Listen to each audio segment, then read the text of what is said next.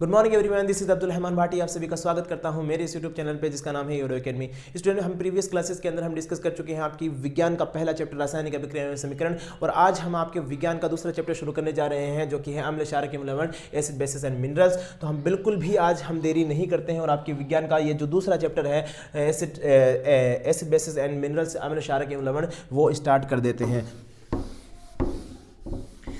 अम्ल, क्षारक एवं लवण के अंदर जो पहली चीज़ है जो हम डिस्कस करने जा रहे हैं आज, वो है कि अम्ल और क्षारक क्या होते हैं। सबसे पहले जब हम बात करते हैं कि अम्ल, क्षारक एवं लवण के बारे में, तो हमें सबसे पहले ये जान लेना चाहिए कि अम्ल और क्षारक जो है वो होते ही क्या है।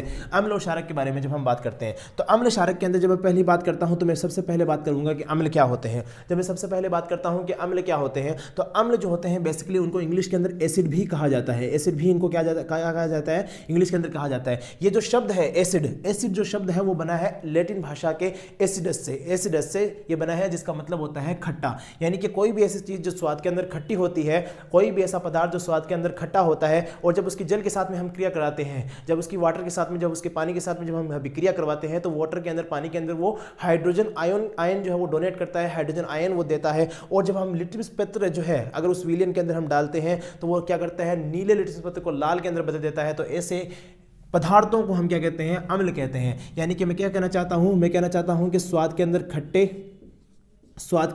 खट्टे अगर उनको जलीय विलयन के अंदर डालो तो वो हाइड्रोजन आयन जो है वो क्या करते हैं, डोनेट करते हैं। और साथ ही में अगर आप क्या करते हो, लिटमस पेपर लेते हो, आप क्या लेते हो, लिटमस पत्र आप लेते हो, लिटमस पत्र को आप क्या करते हो, डालते हो, लिटमस पत्र निकालते हो, तो नीला लिटमस पत्र अगर आप लेते हो तो उसको वो क्या कर देता है, लाल लिटमस पेपर के अंदर वो कन्वर्ट कर देता है। लाल लिटमस पेपर के अंदर, लाल लिटमस पत्र के अंदर वो क्या कर देता है, कन्वर्ट कर देता है। इसको लिटमस पेपर को आप इस तरीके से याद भी रख सकते हैं। एक ट्रिक मैं आपको दे सकता हूं यहाँ पर, अगर मैं आपको ट्रिक देना चाहूँ तो मैं ऐसे कह सकता हूँ कि अनीला से आप याद रख सकते हैं। मुझे जो है ये बहुत दिक्कत आती थी जब मैं स्कूल में पढ़ता था, तो मुझे पता नहीं चलता था, एग्जाम के टाइम में भूल जाता था, पेपर जो टेस्ट वगैरह होते थे उसमें उसको भूल जाता था कि क्षार के लिए क्या है, लाल को नीले में कन्वर्ट करता है या नीले को लाल में कन्वर्ट करता है, तो मैं एक ट्रिक भूल जाता था। तो हमेशा यहाँ पे एक ट्रिक हम इस्तेमाल कर सकते हैं, अनीला। अनीला का मतलब क्या हुआ, अम्ल जो है वो नीले लिटमस पत्र को लाल के अंदर कन्वर्ट करता है, इस तरीके से। क्षारक के बारे में जब हम बात करते हैं, क्षारक वो पदार्थ होते हैं जो स्वाद के अंदर कैसे होते हैं, कड़वे होते हैं। स्वाद के अंदर क्या होते हैं, कड़वे होते हैं। अगर उनकी जल के साथ में रिएक्शन करवाया जाए तो वो OH माइनस आयन क्या करते हैं, वो डोनेट करते हैं। और अगर उनके ऊपर, अगर उनको हम लिटमस पेपर में डालें, कौन सा, अगर लाल लिटमस पेपर उसके अंदर डालें तो वो उसको कन्वर्ट कर देते हैं किसके अंदर, वो उसको कन्वर्ट कर देते हैं किसमें, वो नीले लिटमस पेपर के अंदर उसको क्या कर देते हैं, कन्वर्ट कर देते हैं। तो क्या हुआ, बिल्कुल इसके अपोजिट।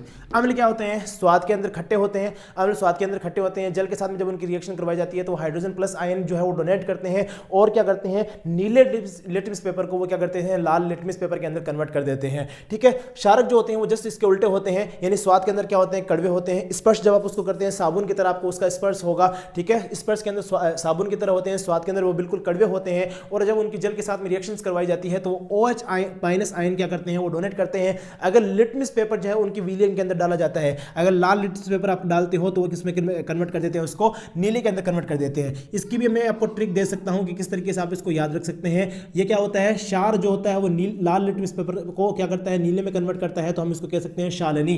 तो इस तरीके से ट्रिक से याद रखा जाता है। मेरे एग्जाम के अंदर क्या होता था कि इनका कंफ्यूजन चलता था कि नीला क्या होगा, लाल को करेगा कि लाल नीले को करेगा। तो हमेशा कि अम्ल नीले को करता है लाल या लाल को नीला करता है, ये हमेशा कंफ्यूजन चलता था। तो इसको इस तरीके से सॉल्व किया जा सकता है कि ट्रिक के अंदर हम ये कह सकते हैं अनीला, यानी अम्ल जो होता है वो नीले लिटमस पेपर को लाल में कन्वर्ट करता है और क्षार जो होता है वो लाल लिटमस पेपर को नीले के अंदर कन्वर्ट करता है। ये बेसिक चीजें यहां पर हम सीख रहे हैं कि अम्ल किसे कहते हैं, क्षारक किसे कहते हैं। और अम्ल और क्षारक के साथ मैं आपको ये भी बता सकता हूं कि सांद्र अम्ल या सांद्र अम्ल,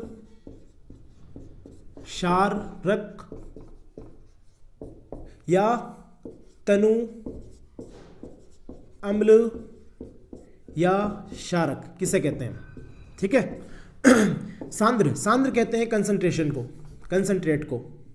सांद्र कहते हैं कंसंट्रेट को। कोई भी चीज अगर कंसंट्रेट होती है, और तनु कहते हैं डाइल्यूट को। ठीक है, डाइल्यूट को। अगर कोई भी चीज क्या होती है, किसी विलयन के अंदर अगर जल की मात्रा अधिक हो, कोई विलयन है उसके अंदर जल की मात्रा अधिक हो और अम्ल और क्षारक की मात्रा कम हो, तो ऐसा विलयन क्या कहलाता है, ऐसा विलयन तनु विलयन कहलाता है। यानी कि जल की मात्रा अधिक है और अम्ल या क्षारक की मात्रा क्या है उसके अंदर कम है, तो उस समय क्या होगा, उस विलयन को हम तनु विलयन कहते हैं। किसका, तनु अम्लीय विलयन भी कह सकते हैं, तनु क्षारीय विलयन भी उसको कहा जा सकता है। दूसरी तरफ हम बात करते हैं, अगर कोई विलयन है, जलीय विलयन है, उस जलीय विलयन के अंदर क्या है, पानी की मात्रा तो कम है, जल की मात्रा उसके अंदर कम है और उसके अंदर अम्ल की या क्षार की मात्रा उसके अंदर अधिक है, तो ऐसा विलयन क्या कहलाता है, सांद्र अम्लीय विलयन कहलाता है या सांद्र क्षारीय विलयन उसको हम कह सकते हैं। तो ये जो टर्म्स जो है वो मुझे यहाँ पे लगा कि अच्छा सही रहेगा कि यहाँ पर हम इसको डिस्कस भी कर ले कि सांद्र और तनु अम्ल और सांद्र और तनु क्षार क्या होते हैं, ताकि आपके आगे जो है आगे चल के इनका कोई भी कंफ्यूजन ना रहे। अब हम जब बात कर लेते हैं कि अम्ल क्या होता है, क्षारक क्या होते हैं, तो हमको यह भी देखना चाहिए कि सूचक क्या होते हैं। ठीक है, अम्ल क्षारक, ये जब हम दो चीजें डिस्कस कर लेते हैं कि अम्ल जो होते हैं वो स्वाद के अंदर क्या होते हैं, खट्टे होते हैं। ठीक है, अम्ल जो होते हैं स्वाद के अंदर खट्टे होते हैं और ये जो होते हैं स्वाद के अंदर कड़वे होते हैं। क्षारक जो होते हैं वो स्वाद के अंदर कड़वे होते हैं। तो अब क्या होता है, इनको पहचान भी तो करनी पड़ती है। विलयन आप लोगे, कोई भी आप विलयन लोगे तो उसके अंदर उनकी पहचान तो करनी पड़ेगी कि ये अम्ल है या क्षार है। कोई भी विलयन अगर हमारे पास में आ जाएगा, कोई भी सॉल्यूशन हमारे पास में आ जाएगा, तो हम किस तरीके से पता लगाएंगे कि वो अम्लीय विलयन है, क्या वो क्षारीय विलयन है, वो किस तरीके से हमें पता चलेगा, वो हमें ऐसे ही तो पता चलेगा। अब देखो, स्वाद के अंदर ये खट्टे होते हैं तो उनको किस स्वाद के अंदर ये क्या है, खट्टे हैं, ये स्वाद के अंदर कड़वे हैं, तो मैं क्या करूं, अब अम्ल जितने भी हैं उनको क्या है, अम्ल है या नहीं है, ये चाखने, ये मैं पता लगाने के लिए उनको चखूं, मैं उनको चख के पता लगाऊंगा कि हाँ भी ये अम्ल है, मैं चख के पता लगाऊंगा ये क्षार है। कोई भी चीज़ है, जैसे कि अब नींबू है तो नींबू को मैं चख कर पता लगा सकता हूँ, खट्टा है तो इसका मतलब वो क्या हो गया, वो क्या है, वो अम्ल है। बहुत सारे ऐसे अम्ल हैं जिनको हम पता लगा सकते हैं, चख करके हम पता लगा सकते हैं कि वो अम्ल है या क्षार है। लेकिन बहुत सारी ऐसे अम्ल और बहुत सारे ऐसे क्षारक होते हैं, सारों को हम चेक करके पता नहीं लगा सकते हैं। तो उनके लिए इजाद किए गए हैं, उनके लिए बनाए गए हैं सूचक। सूचक को इंग्लिश में इंडिकेटर भी कहते हैं। क्या कहते हैं, इंडिकेटर। इनको इंग्लिश में इंडिकेटर भी कहते हैं, सूचक को इंग्लिश में इंडिकेटर भी कहते हैं। क्यों कहते हैं सूचक? सूचक क्या होते हैं? सूचक वो पदार्थ होते हैं जिनसे हम क्या करते हैं, अम्ल और क्षारक के बारे में पता लगाते हैं, जानकारी पता लगाते हैं। यानी कोई विलयन है, कोई सॉल्यूशन है, उस सॉल्यूशन के अंदर वैसे पदार्थ जो किसी विलयन के अंदर अम्लीयता या क्षारीयता होने का उसका पता लगाते हैं, उसका विलयन के बारे में हमें जानकारी देते हैं कि वो अम्लीय विलयन है, वो क्षारीय विलयन है, तो उनको हम क्या कहते हैं, इंडिकेटर कहते हैं। क्योंकि हर अम्ल को चक्कर के पता नहीं लगाया जा सकता है, हर क्षारक को चक्कर के पता नहीं लगाया जा सकता है, यह हानिकारक हो सकता है। जैसे कि अगर मैं बात करूं, अगर आप HCl को या आप H2SO4 को यानी कि सल्फ्यूरिक अम्ल को या आप हाइड्रोक्लोरिक अम्ल को क्या हो चख करके पता लगाओगे, ये तो दोनों तो तेजाब है। अगर इनको चखोगे तो फिर और भी इस दुनिया के अंदर कोई भी चीज आप चखने के लायक नहीं रहोगे। तो हर चीज को हम चख के पता नहीं लगा सकते हैं कि वो कैसे स्वाद के अंदर कड़वे हैं, स्वाद के अंदर खट्टे हैं। तो हमें उनके लिए जरूरत पड़ती है सूचकों की हमें क्या पड़ती है, उनके लिए जरूरत पड़ती है। हम पता लगाते हैं कि सूचक क्या होते हैं, सूचकों से हमें पता चलता है कि कोई भी चीज जो है वो अम्लीय है, कोई भी पदार्थ जो है वो अम्लीय है, या कोई भी पदार्थ जो है वो क्षारीय है। अब आपकी सिलेबस के अनुसार हम सूचकों को आगे ले जाकर के 3 भागों में बांट सकते हैं। आगे ले जाकर सूचकों को हम कितने भागों में बांट सकते हैं, कितने भागों में डिवाइड कर सकते हैं, 3 भागों में हम उनको क्या कर सकते हैं, डिवाइड कर सकते हैं। कौन कौन से सूचक मैं यहां पर रख सकता हूं? मैं इसके अंदर सूचक ले सकता हूं प्राकृतिक सूचक। सबसे पहला जो सूचक मैं इसमें रख सकता हूं वो हो सकता है प्राकृतिक सूचक। दूसरा सूचक जो हो सकता है वो हो सकता है कृत्रिम सूचक। और तीसरा जो सूचक हो सकता है वो हो सकता है इसके अंदर गंधीय सूचक। ये 3 प्रकार के सूचक हम ले सकते हैं। यानी कि सूचकों के अंदर हम क्या कर सकते हैं, इंडिकेटर्स के अंदर 3 प्रकार के सूचक या 3 प्रकार के इंडिकेटर्स जो है वो हम रख सकते हैं। सबसे पहला इंडिकेटर जो है वो कौन सा है, प्राकृतिक सूचक। प्राकृतिक सूचक किसको कहेंगे? प्राकृतिक सूचक का मतलब है, प्राकृतिक सूचक से मैं कहना चाहता हूं नेचुरल इंडिकेटर्स। नेचुरल इंडिकेटर्स क्या होते हैं? ऐसे सूचक, ऐसे इंडिकेटर्स जो कि प्रकृति के द्वारा प्राप्त किए जा सकते हैं, हमें प्रकृति के द्वारा मिलते हैं। ऐसे सूचकों को हम क्या कहते हैं, प्राकृतिक सूचक कहते हैं। कृत्रिम सूचक क्या होते हैं? ऐसे सूचक जिनको लेबोरेटरीज के अंदर तैयार किया जाता है, जिनको लैब्स के अंदर तैयार किया जाता है, ऐसे सूचकों को कृत्रिम सूचक कहते हैं। गंधीय सूचक क्या होते हैं? गंधीय सूचक ऐसे होते हैं जो अम्लीय विलयन या क्षारीय विलयन के अंदर उनकी गंध परिवर्तित हो जाती है। यानी कि जब हम क्या करते हैं, इन गंधीय सूचकों को डालते हैं तो अम्लीय क्षारक की क्या होती है, गंध में परिवर्तन आ जाता है। तो ऐसे सूचक को क्या कहते हैं, गंधीय सूचक कहते हैं। इंग्लिश में इसको नेचुरल इंडिकेटर्स, इसको कह सकते हैं आप सिंथेटिक इंडिकेटर्स, और इसको कह सकते हैं ऑल्फैक्टरी इंडिकेटर्स भी इनको कहा जा सकता है। अगर मैं उदाहरण की बात करूं, उदाहरण भी बहुत ज्यादा जरूरी है। एग्जाम के अंदर कई दफा जो है इनके उदाहरण जो है पूछे पूछे जाते हैं एग्जाम के अंदर। इसके उदाहरण कई दफा पूछे जाते हैं कि प्राकृतिक सूचक और कृत्रिम सूचक के आप उदाहरण दीजिए। तो प्राकृतिक सूचक का आप सबसे अच्छा उदाहरण दे सकते हैं हल्दी, सबसे अच्छा उदाहरण दे सकते हैं हल्दी। लिटमस पेपर भी आप उदाहरण दे सकते हैं, लिटमस पत्र, लिटमस पत्र भी आप इसका कह सकते हैं उदाहरण दे सकते हैं। ये दो उदाहरण इसके अंदर दे सकते हैं। अंगूर का रस भी होता है, प्याज का रस भी होता है, ये सारे भी इसके अंदर आ सकते हैं, प्राकृतिक सूचक के अंदर आ सकते हैं। लेकिन हम यहाँ दो ले लेते हैं, आपके एग्जाम में ज्यादातर दो ही पूछते हैं। हल्दी, हल्दी की जब हम बात करते हैं कि हल्दी क्या होती है, हल्दी की जब हम बात करते हैं कि हल्दी किस तरीके से सूचक के रूप में काम करती है, तब क्या करते हैं, जब हल्दी को क्या करते हैं अम्ल के अंदर डालते हैं, हल्दी को जब क्या करते हैं अम्लीय विलयन के अंदर डालते हैं तो ये कोई भी परिवर्तन नहीं लाती है। लेकिन उसी हल्दी को जब हम क्या करते हैं क्षारकीय विलयन के अंदर डाल देते हैं तो उसका रंग बदल के लाल कर देती है। तो हमें पता चल गया कि अगर विलयन का रंग लाल हुआ इसका मतलब वो क्षारक है, अगर विलयन का रंग क्या हुआ, अगर लाल नहीं हुआ, कुछ भी परिवर्तन नहीं हुआ रंग के अंदर, तो इसका मतलब वो क्या है, अम्ल है। हल्दी से हम इस तरीके से पता लगा सकते हैं। इसी तरीके से लिटमस पेपर या लिटमस पत्र के बारे में हम पीछे भी डिस्कस करके आ चुके हैं कि अम्लीय विलयन के अंदर जब आप क्या करते हो लिटमस पत्र को डालते हो, अम्लीय विलयन के अंदर जब आप क्या करते हैं लिटमस पत्र को डालते हैं तो क्या होता है, वो अनीला यानी कि अम्ल जो है नीले को लाल में बदल देता है। अगर नीला लिटमस पत्र है तो उसको किस में कन्वर्ट कर देगा, लाल में कन्वर्ट कर देगा। उसी तरीके से जब हम बात करते हैं क्षारक की, तो क्षारक क्या करता है, क्षारक लाल लिटमस पत्र को नीले में कन्वर्ट कर देता है। तो ये प्राकृतिक सूचक इस तरीके से हो सकते हैं और इनके द्वारा सूचना कैसे ली जा सकती है वो भी मैं आपको यहां पे बता चुका हूं। इसके बाद हम बात करते हैं कृत्रिम सूचक। कृत्रिम सूचक यानी कि सिंथेटिक इंडिकेटर्स। सिंथेटिक इंडिकेटर्स के अंदर क्या हो सकता है, मैं इनके उदाहरण दे सकता हूं आपको, ये बहुत इंपॉर्टेंट है। सबसे पहला मेथिल ऑरेंज, एक इसके अंदर उदाहरण हो सकता है मेथिल ऑरेंज, एक इसके अंदर उदाहरण हो सकता है मेथिल ऑरेंज, एक इसके अंदर उदाहरण हो सकता है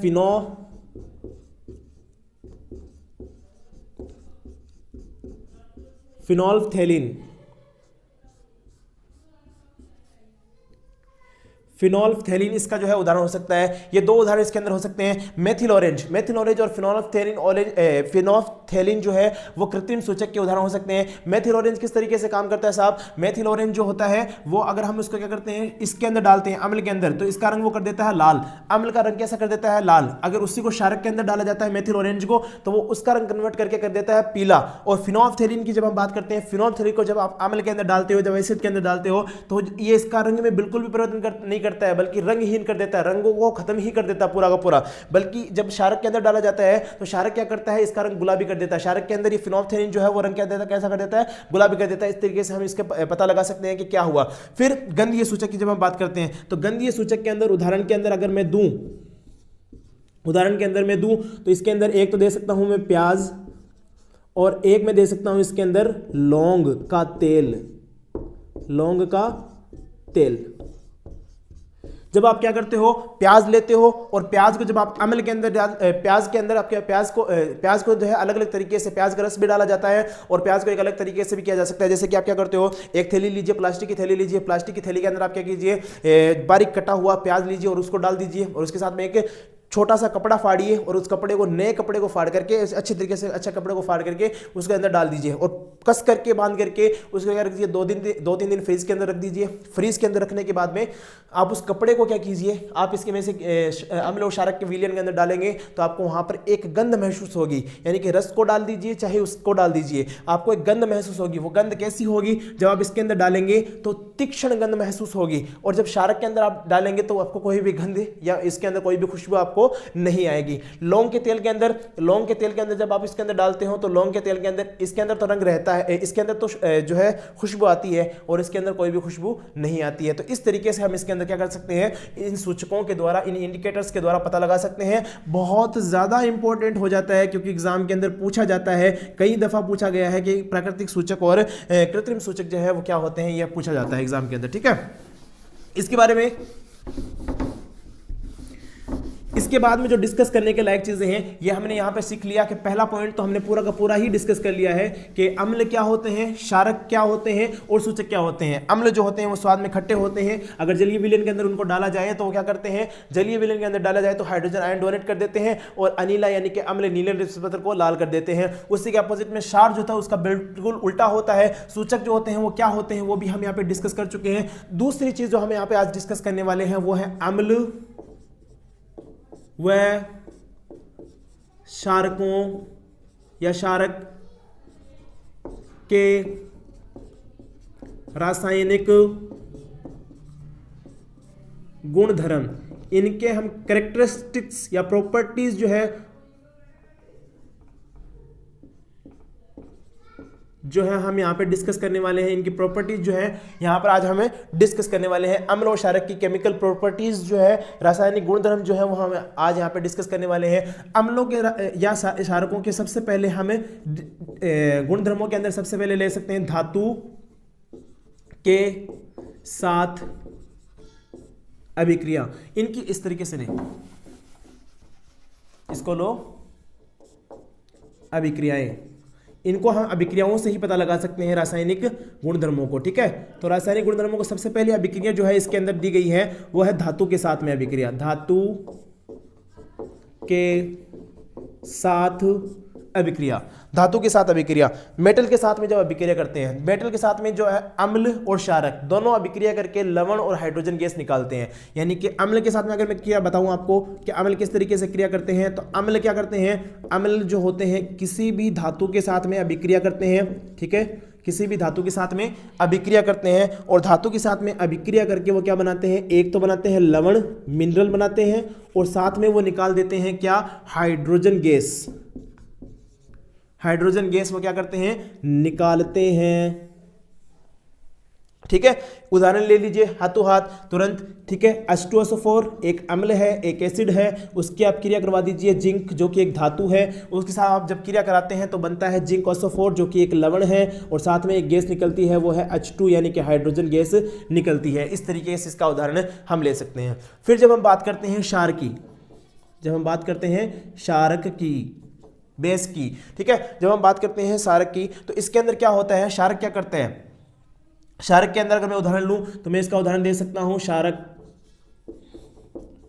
क्रिया करता है किसी भी धातु के साथ में और वो क्या बनाता है, क्षारक जो है वो धातु के साथ में क्रिया करता है और धातु के साथ क्रिया करके क्या बनाता है, लवण और हाइड्रोजन गैस। ये भी क्या करता है भाई साहब, डोनेट करता है। ये भी क्या करता है, हाइड्रोजन गैस डोनेट करता है। किस तरीके से इसका उदाहरण हो सकता है, इसके उदाहरण के लिए ले लीजिए एक क्षारक, इसके अंदर उदाहरण के अंदर आप ले लीजिए एक क्षारक ले लीजिए। क्षारक क्या लेते हैं, सोडियम हाइड्रोक्साइड ले लीजिए, सोडियम हाइड्रोक्साइड ले लीजिए और सोडियम हाइड्रोक्साइड के साथ में आप क्रिया करवा दीजिए जिंक की, जिंक की क्रिया करवा दीजिए। यहाँ पे 2 मोल लगेंगे इसके, 2 NaOH लगेगा। ठीक है, इसकी जब आप क्रिया कराएंगे तो आपको मिलेगा Na2 जिंक O2 और हाइड्रोजन यहां से क्या होगी, निकल जाएगी। इस तरीके से इसको बोलते हैं सोडियम जिंकेट। इसको क्या बोलते हैं, सोडियम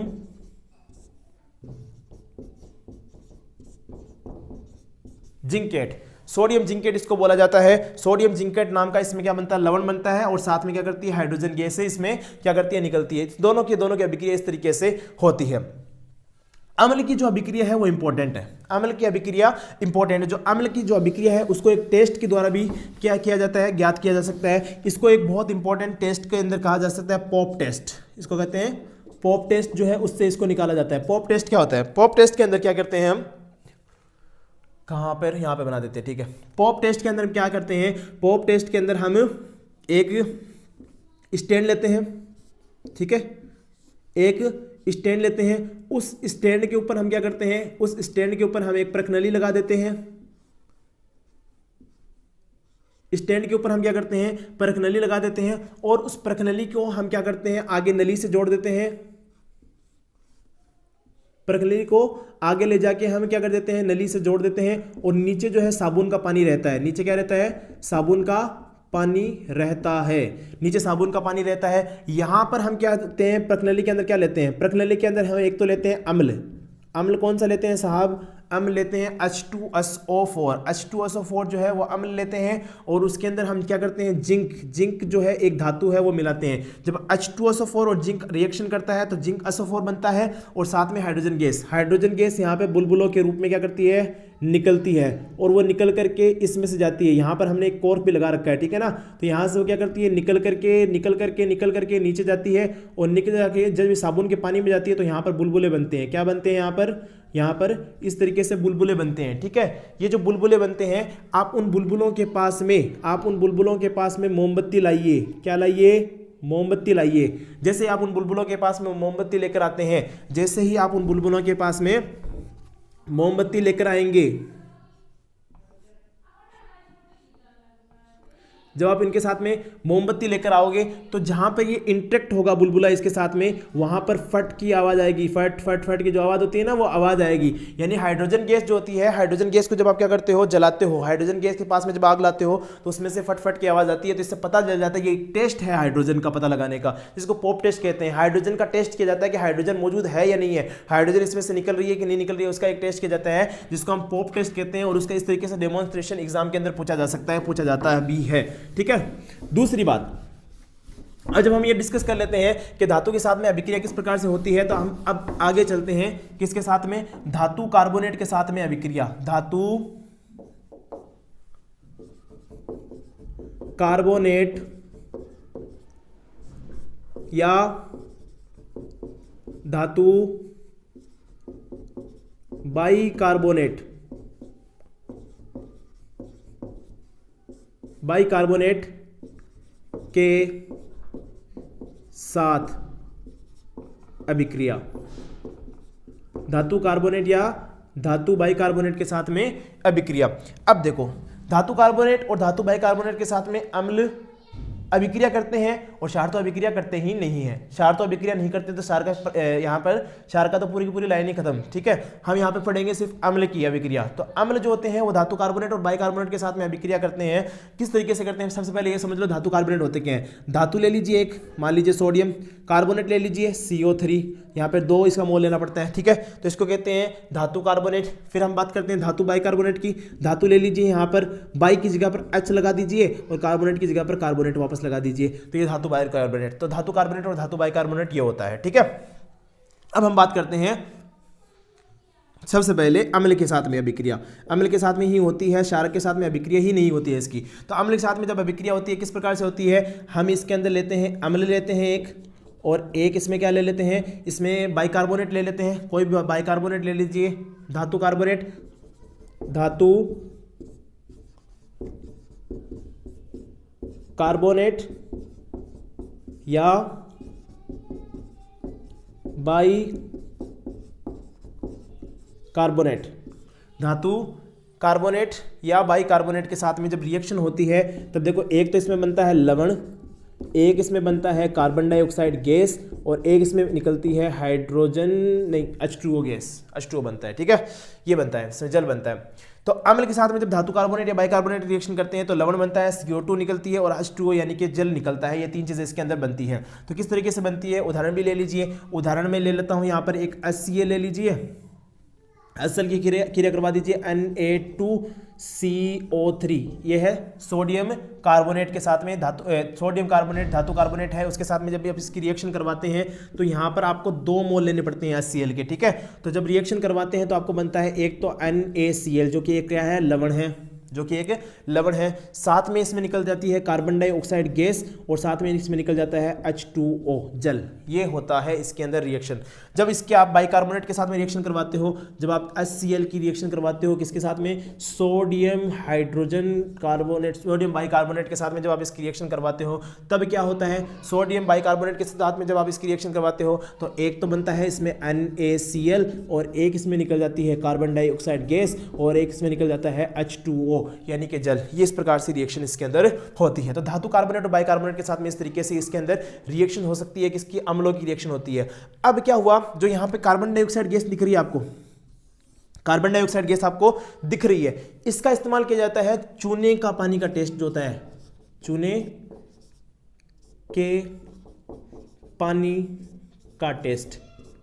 ठीक है, चूने का जो पानी होता है उसके टेस्ट में जो है इसका इस्तेमाल किया जाता है, किसका, इसका कार्बन डाइऑक्साइड का गैस का। जो यहाँ से कार्बन डाइऑक्साइड गैस होती है उसको चूने के पानी के अंदर प्रवाहित कर देते हैं। चूने के पानी में जैसे प्रवाहित किया जाता है, चूने का पानी दूधिया रंग हो जाता है। अगर पानी चूने का है तो वो एक ऐसा रंग का हो जाता है, दूधिया हो जाता है। और उसकी जो रिएक्शन है वो इस तरीके से होती है। चूने के पानी का सूत्र हम पिछली कक्षा के अंदर पढ़ के आ चुके हैं, क्या होता है, CaOH2 ठीक है। CaOH2 कार्बन डाइऑक्साइड के साथ में क्रिया करता है, क्या बनाता है, CaCO3 बनाता है और साथ में निकाल देता है H2O, जल निकाल देता है। इस प्रकार से इसके अंदर क्या होती है, रिएक्शन होती है। तो CaCO3 और H2O बनता है, यह होता है कैल्शियम कार्बोनेट, जो कि इसी की वजह से इसका अवक्षेप बनता है, सफेद कलर का इसका अवक्षेप नीचे जमा हो जाता है, जिसकी वजह से पूरा का पूरा जो पानी का रंग है वो कैसा हो जाता है, सफेद कलर का हो जाता है, पानी का रंग सफेद कलर का हो जाता है और इसमें साइड में से जल निकल जाता है। अगर अत्यधिक मात्रा के अंदर इसमें कार्बन डाइऑक्साइड गैस प्रोवाइड कर देते हो, यानी कि और इसके अंदर कार्बन डाइऑक्साइड अभी तो करी जा रही हो और ज्यादा इसके अंदर कार्बन डाइऑक्साइड गैस प्रोवाइड कर देते हो, तो आगे चल के ये रिएक्शन जो होती है वो इस प्रकार से हो जाती है, CaHCO3 या HCO3 का ट्वाइस, इस प्रकार का एक उत्पाद बनता है जो कि जल के अंदर विलयशील होता है, जल के अंदर घुलनशील होता है। इस प्रकार से हम इसके अंदर क्या कर सकते हैं, चूने के पानी का टेस्ट कर सकते हैं। ये हमने पढ़ा दूसरा पॉइंट, दूसरी अभिक्रिया पढ़ी हमने, धातु कार्बोनेट और धातु बाइकार्बोनेट। यहाँ पर याद रखने लायक बात ये है कि धातु कार्बोनेट और धातु बाइकार्बोनेट जो होते हैं वो अम्लों के साथ में रिएक्शन करके, अम्लों के साथ में जब भी ये रिएक्शन करते हैं, ये एक तो क्या बनाते हैं, लवण बनाते हैं, एक कार्बन डाइऑक्साइड गैस देते हैं और एक जल का निर्माण करते हैं। और ये दूसरी अभिक्रिया हुई। और धातु कार्बोनेट और धातु बाइकार्बोनेट जो होते हैं बिल्कुल भी अभिक्रिया नहीं करते हैं क्षारकों के साथ में। तीसरी रिएक्शन जो हम पढ़ने जा रहे हैं वो हम पढ़ने जा रहे हैं अम्ल व क्षारकों की परस्पर अभिक्रिया। अम्ल व क्षारक की परस्पर अभिक्रिया। अम्ल और क्षारक जो होते हैं वो परस्पर अभिक्रिया करते हैं। किस प्रकार से करते हैं परस्पर अभिक्रिया, किस प्रकार से करते हैं साहब? अम्ल और क्षारक जो होते हैं वो आपस में परस्पर अभिक्रिया करते हैं इस प्रकार से। देखो, एक अम्ल होगा, एक क्षारक होगा और ये मिलकर के बनाते हैं लवण और साथ में निकाल देते हैं जल। क्या निकाल देते हैं?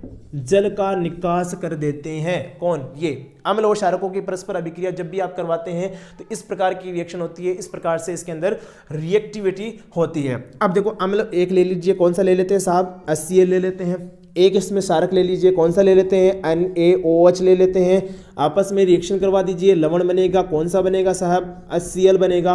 क्या निकलेगा सर? H2O निकलेगा, जल निकलेगा। इस प्रकार से ये रिएक्शन होती है। गौर से देखो, जब अम्ल और क्षारक बनते हैं तो आपस में एक दूसरे को वो क्या कर देते हैं, वो न्यूट्रलाइज कर देते हैं, एक दूसरे को उदासीन कर देते हैं। देखो, उदासीन कर रहे हैं तभी तो लवण बन रहा है। NaCl बना और साथ में क्या निकल गया? पानी निकल गया। दोनों एक दूसरे को क्या कर देते हैं? उदासीन कर देते हैं। दोनों एक दूसरे के इफेक्ट को खत्म कर देते हैं, उदासीन कर देते हैं, न्यूट्रल कर देते हैं। इसलिए इस रिएक्शन को उदासीनीकरण भी कहते हैं। इस रिएक्शन को न्यूट्रलाइजेशन या उदासीनीकरण रिएक्शन भी कहा जा सकता है। ठीक है, अम्ल और क्षारक आपस में मिलकर के हमेशा लवण का निर्माण करते हैं। चौथी अभिक्रिया आगे पढ़ लेते हैं। धातु के साथ अम्ल की अभिक्रिया। देखो, धातु के साथ में अम्ल की अभिक्रिया। देखो, इसको अगर मैं एक समीकरण से देना चाहूं तो मैं इस तरीके से दे सकता हूं। एक ले लीजिए, धातु के साथ में तो हमने पढ़ के आए हैं, धातु के ऑक्साइड। यहां पे एक ऑक्साइड और डाल लीजिए नाम,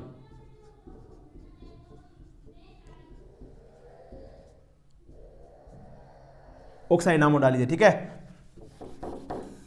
धातु ऑक्साइड,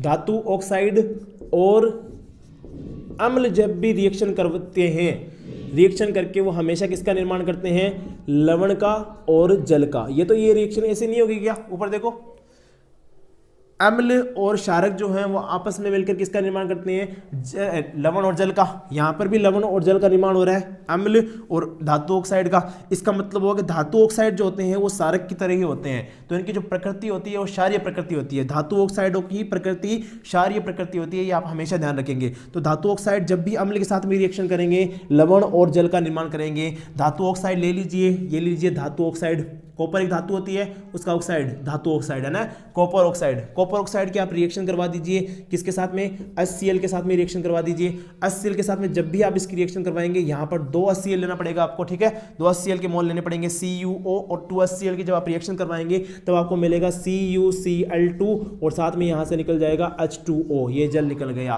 पानी पानी बाहर बाहर, ठीक है। इस तरीके की ये रिएक्शन हो जाती है धातु ऑक्साइडों की। धातु ऑक्साइडों के साथ में अम्ल जब भी रिएक्शन करेंगे वो क्या करेंगे, वो बनाएंगे CuCl2, यानी कि हमेशा लवण का निर्माण करते हैं, हमेशा लवण और जल का निर्माण करते हैं। इसलिए हम कहते हैं कि धातु के ऑक्साइड जो होते हैं वो क्षारीय प्रकृति के होते हैं। आगे चलिए,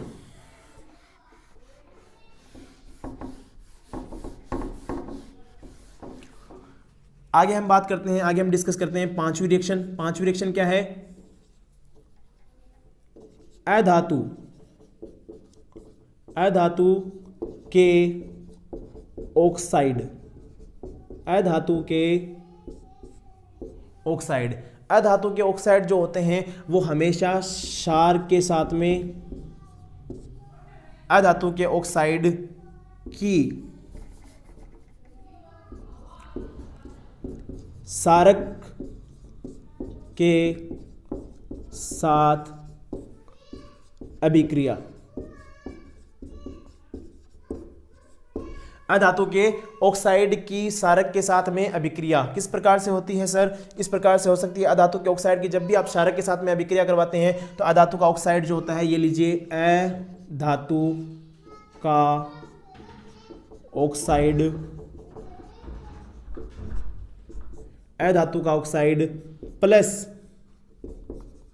क्षारक, रिएक्शन होगी लवण, और ये भी किसका निर्माण करेगा, जल का निर्माण करेगा। ये भी किसका निर्माण कर रहा है, जल का। यानी यहाँ पर देखो क्षारक है, लवण है, जल है, यानी लवण है, जल है, यानी कि ये भी रिएक्शन कैसी हो रही है, ये भी रिएक्शन इसी उदासीनीकरण रिएक्शन की तरह हो रही है। इसका मतलब जो अधातु के ऑक्साइड होते हैं, अधातु के ऑक्साइड होते हैं वो अम्लीय प्रकृति के होते हैं। कैसी प्रकृति के होते हैं, अम्लीय प्रकृति के होते हैं। हमेशा ध्यान रखेंगे क्योंकि ये भी कैसे रिएक्शन कर रहे हैं, उदासीनीकरण की रिएक्शन कर रहे हैं, इसलिए अम्लीय ऑक्साइड जो होते हैं वो कैसे प्रकार के होते हैं, अधातु के ऑक्साइड जो होते हैं वो अम्लीय प्रकृति के हमेशा होते हैं। एक उदाहरण ले लीजिए, यहां पर मैं उदाहरण लेता हूं CO2 का।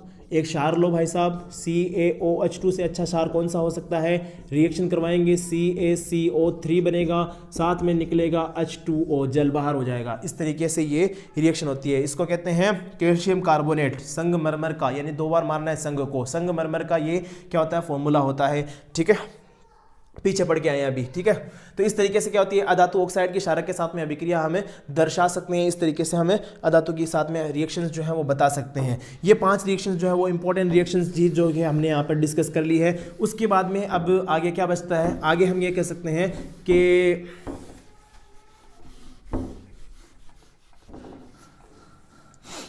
हम ये पॉइंट ले सकते हैं, देखो, अम्ल व क्षारक में समानता, अम्ल एवं क्षारक में समानता। अम्ल एवं क्षारक में समानता के अंदर मैं क्या लिख सकता हूं, अम्ल व क्षारक के अंदर में समानता के अंदर ये लिख सकता हूं कि देखो जो अम्ल होते हैं वो क्षारक होते हैं, दोनों के दोनों क्या करते हैं, वाटर के अंदर, पानी के अंदर डिसॉल्व होते हैं, घुलते हैं पानी के अंदर। जब पानी के अंदर घुलते हैं तो ये देता है H+ आयन और ये देता है OH- आयन, यानी कि ये H+ आयन डोनेट करता है और ये OH- आयन डोनेट करता है। इसका मतलब क्या हो रहा है, ये दोनों के दोनों क्या करते हैं, दोनों के दोनों पानी के अंदर टूट जाते हैं। जब जलीय विलयन के अंदर इनको लिया जाता है, दोनों के दोनों टूट जाते हैं और इसी वजह से इनके अंदर क्या होती है, बिजली का प्रवाह होता है, विद्युत का इसके अंदर प्रवाह होती है, इलेक्ट्रिसिटी कंडक्शन इनके अंदर पाया जाता है, इलेक्ट्रिसिटी कंडक्ट हो सकती है। किस प्रकार से हम इसका उदाहरण ले सकते हैं, इसका उदाहरण हम इस तरीके से ले सकते हैं कि आप कर लीजिए, एक बीकर ले लीजिए। आपको क्या करना है, एक बीकर लेना है, उस बीकर के अंदर आपको एक बीकर लेना है, आपको बीकर लेना है। बीकर के अंदर आप क्या कर दीजिए, एक कॉर्क लगा दीजिए, बीकर के अंदर एक कॉर्क लगा दीजिए, कॉर्क के ऊपर क्या कर दीजिए, 2 कीले लगा दीजिए, ठीक है। उन कीलों को एक परिपथ से जोड़ दीजिए। यहां से आप क्या करना है, एक पूरा का पूरा परिपथ लेके चलना है। परिपथ के अंदर यहां पर आपको, परिपथ के अंदर आपको यहां पर आपको एक बैटरी जोड़ दीजिए, यहाँ पर बैटरी, यहाँ पर आपको एक बल्ब जोड़ना है और बल्ब को आगे लेके जाओ और आगे ले जा करके यहाँ पर एक कुंजी भी जोड़ दो और साथ में इसको ले जाकर इधर जोड़ दो। इस तरीके से पूरा का पूरा परिपथ प्राप्त तैयार हो गया। परिपथ यहाँ पर क्या हो गया, पूरा का पूरा तैयार हो गया। ये एक बल्ब है, ठीक है। इस तरीके से हमने एक परिपथ तैयार कर लिया। इस परिपथ के अंदर आपको क्या करना है, इस परिपथ के अंदर आपको यहाँ पर इन दोनों के बीच में देखो गैप है, अभी परिपथ पूरा नहीं हो रहा है। अभी परिपथ पूरा नहीं हो रहा तो ये क्या होगा, बल्ब नहीं जलेगा। अभी परिपथ पूरा नहीं हो रहा तो बल्ब नहीं जलेगा। अब इसमें आप क्या कर दो, अब इसके अंदर आप क्या कर दो, एक विलयन डाल दो, जलीय विलयन डाल दो, अम्ल का या किसी का भी, ठीक है।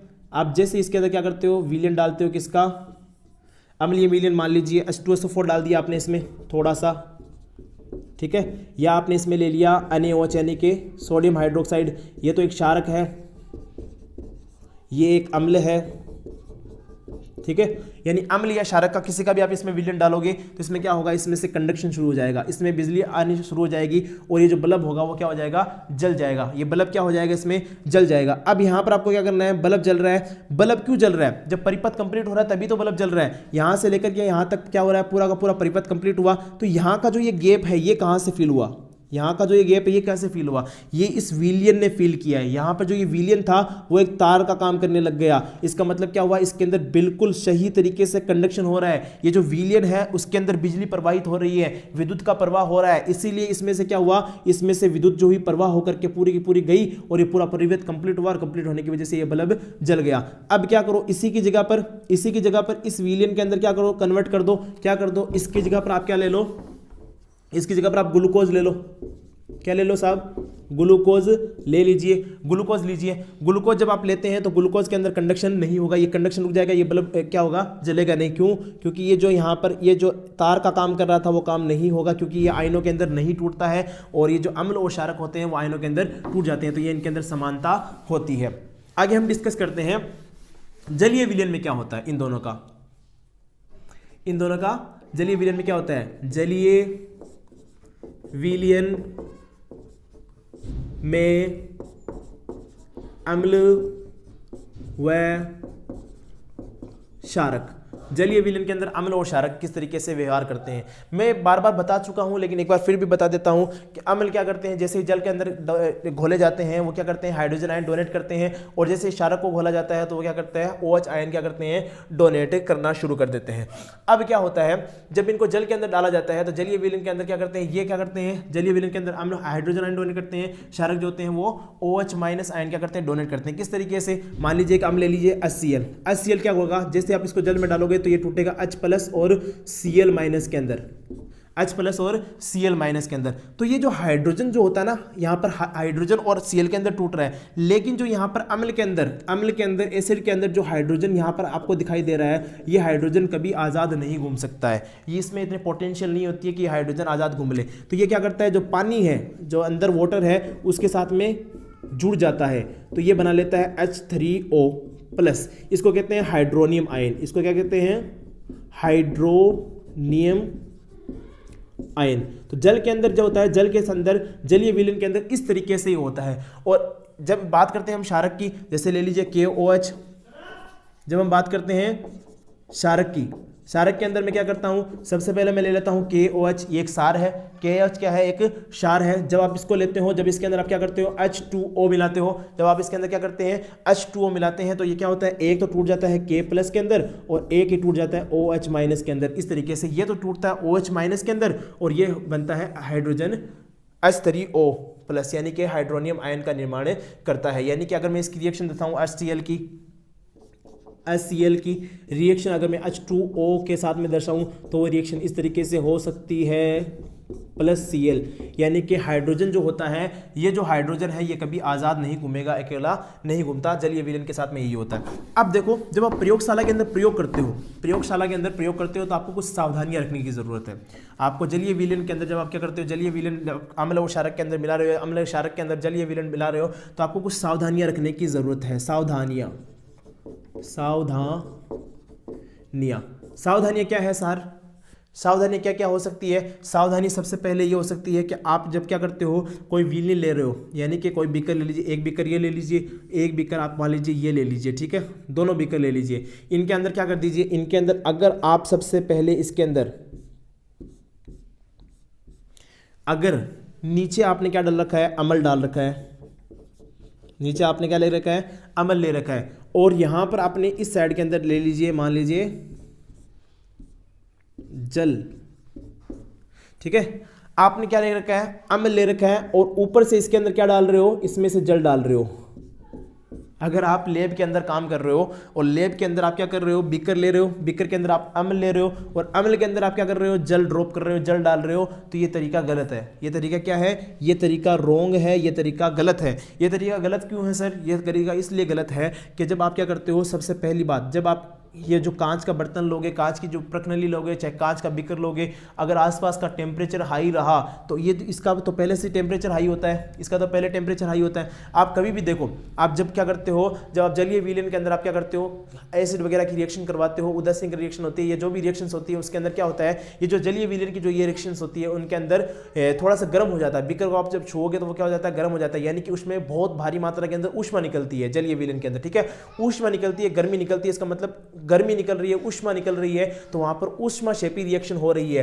तो अब अगर आसपास का टेम्परेचर हाई हुआ, आसपास का टेम्परेचर क्या रह रहा है, हाई रह रहा है, और आप इसके अंदर क्या कर रहे हो, बीकर के अंदर आप क्या डाल रहे हो, बीकर के अंदर पहले अम्ल डाल रहे हो, तो एसिड की वजह से क्या होगा कि प्रकनली के टूटने का क्या रहेगा, खतरा रहेगा। तो पहली बात तो इससे इस तरीके से नहीं डाल सकते हो। दूसरा, अगर जल ऊपर से डालोगे तो ये क्या हो सकता है, यहां से बाहर निकल करके बाहर आ सकता है और आपका हाथ जो है वो जल सकता है। तो इन दो चीजों का आप इसके अंदर क्या करेंगे, ध्यान रखेंगे। दूसरी बात, अगर आप क्या करते हो, जल को पहले लेते हो, जल के अंदर आप क्या करते हो, जल के अंदर आप पुट करते हो क्या, अम्ल, जल के अंदर आप क्या करते हो, अम्ल डालते हो, तो ये तरीका है राइट, ये तरीका क्या है, सही। तो इस तरीके से आप इसके अंदर कर सकते हो, इससे आपको नुकसान कम होगा और आपको रिएक्शन का पता भी चलेगा।